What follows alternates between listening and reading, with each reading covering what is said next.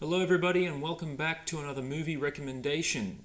Today I'm going to be looking at a forgotten classic of the 1970s and one of the last of the new Hollywood era productions. The film was directed by none other than William Friedkin, and that film is the 1977 adventure thriller Sorcerer. Let's dig in. Roy Scheider is Jackie Scanlon, a crook on the run from his past life of organized crime. He decides to escape the US to hide out in the jungles of South America, and there he meets up with three other men with shady pasts of their own. The four men are penniless and poverty-stricken, and desperate to find better options. And as either luck or fate would have it, they are hired by an oil company to do a job which will grant them their desired options. However, there's a catch. The job they are hired for requires them to transport 2 trucks full of nitroglycerin across the rugged terrain of the jungle. And the question is, will they make it out alive? Sorcerer is a film that I discovered online when looking through William Friedkin's filmography. I had already seen some of Friedkin's other works, such as To Live and Die in LA, The French Connection, and The Exorcist. And after seeing those films, I became a fan and wanted to see some more of the other stuff he had directed. And after seeing a newly remastered trailer for Sorcerer, I was really fascinated by it and desperately wanted to see this film. The film, however, for the longest time didn't have a proper release and was the subject of a lot of distribution and ownership issues, and it wasn't even given a proper home release until 2014. Sorcerer has a very interesting history, but we'll get to that later. For now, let's talk about the characters. Roy Scheider is our lead character in the film. Scheider does an excellent job in his role as Jackie Scanlon. He exudes an intensity and determination that makes you take him seriously. Bruno Kremer plays Victor, a man on the run from committing banking fraud.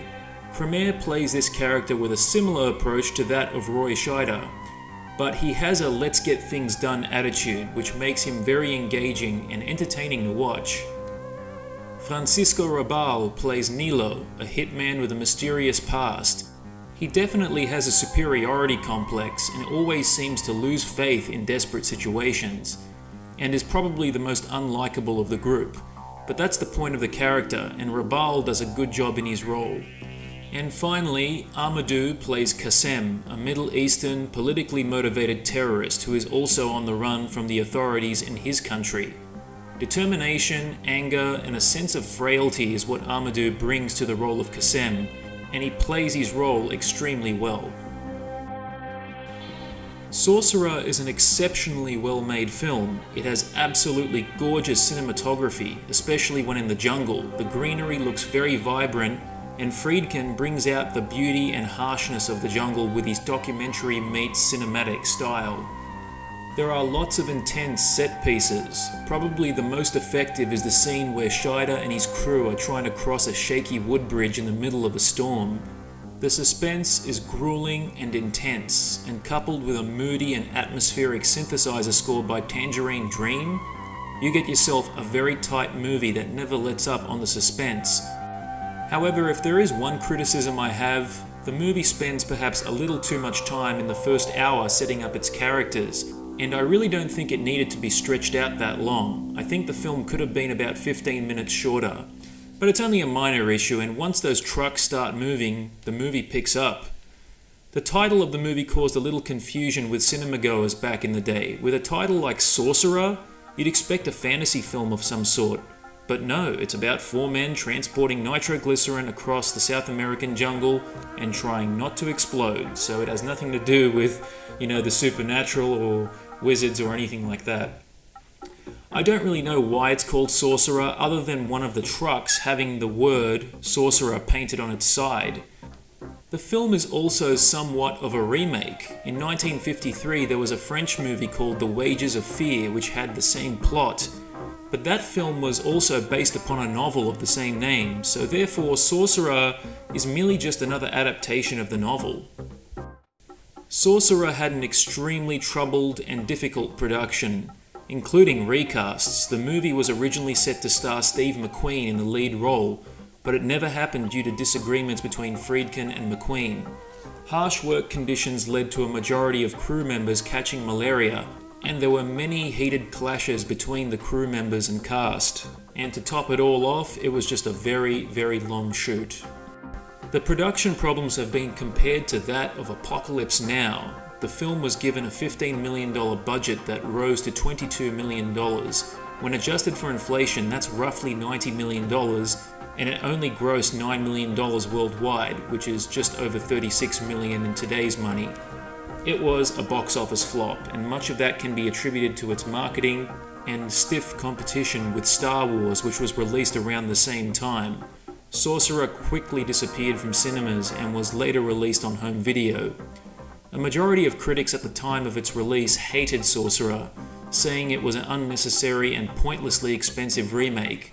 Siskel and Ebert, however, both liked the film and called it an overlooked classic, and I'm inclined to agree. Sorcerer is a tightly made and artistically beautiful movie. The cast and crew have done an excellent job on this movie, and director William Friedkin is also very proud of the film, and it has been rediscovered by film fans thanks to a word of mouth and a recent re-release on Blu-ray, and the transfer is absolutely gorgeous. Sadly, there are no extra features on this Blu-ray.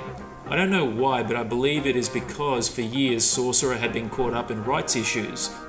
It was originally distributed under a partnership of both Paramount and Universal Pictures, but over time the documentation of who owned the rights got lost or destroyed.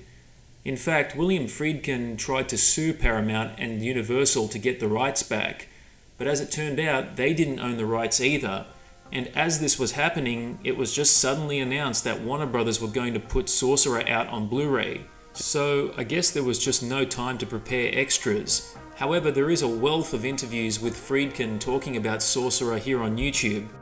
One final thing I want to add is despite this movie being rated PG, it's pretty violent, unpleasantly even. I guess it was just a screw up from the MPAA, I don't know.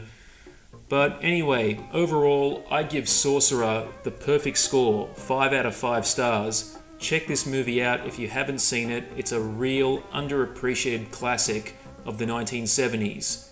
Thank you all for watching my review. Stay tuned for more. Bye.